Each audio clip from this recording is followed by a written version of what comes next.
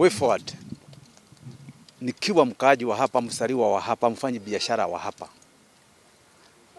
tunataka Kinoti anaweza kuwa anadanganywa na maaskari yake, anaweza kuwa anadanganywa na wakora, sababu kuna wakora wanaweza kwenda kusema nataka shamba, nilinyaganywa shamba.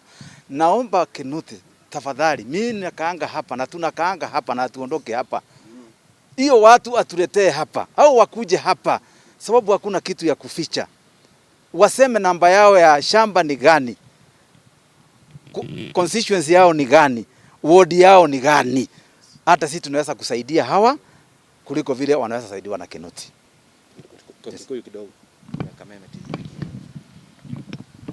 Uasin Gishu County, na nimekaa zaidi ya miaka 40 hapa, na kama mwenzangu vile amesema, hii vita ilianza kitambo sana,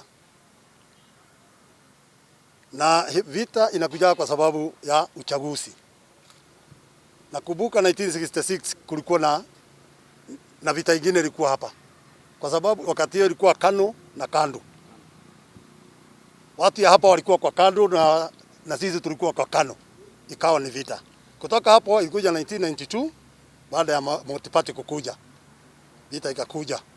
2007 ikakuja ambayo ilikuwa ni mbaya zaidi, na ilikuwa ni kama Kenya mzima. Nimeshangaa kusikia mkubwa wa mashtaka akiongea jana. Kitu ilinistua sana. Yeye anaishi Nairobi, na huko kuna watu wetu pia waliadhiriwa huko Kibera. Watu wakanyang'anywa manyumba. Kwa nini hajaongea kuhusu hao watu ya Kibera? On Friday, Bwana Kinoti, kwako nitakuwa na watu 5,000 ambao watakuja kuandika statement. Sijawahi ona duniani mzima ati mnaenda polisi, mkienda kuandikisha statement, mnatengenezewa hema, mnatengenezewa chakula. Tangu lini? This is a political game. And what we are requesting, Bwana Kinoti, unless usimamishe hii tabia, na hatukufichi, tunakupeleka we Hague.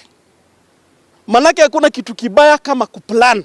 What you are doing, unapanga vita katika nchi. Manake watu wako na amani.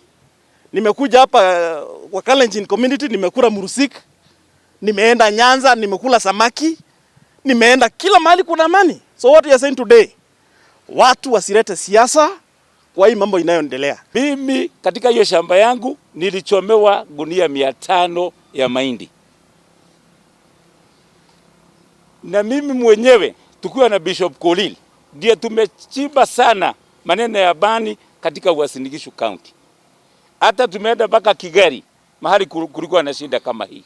Kwa hivyo ninaposikia kama ni Kinoti inataka kuguswa, ninasikia damu ikianza kuchamuka. Mimi Bwana Kerie, mimi ni mzee mmoja wa Rad Control Board katika Uasin Gishu. Sijasikia mtu wowote amekuja kucomplain ati kuna shamba yake ambaye alinyaganywa na Mkalenjin. Sijasikia. Hata mikutano yote nimekuwa nikihubiri.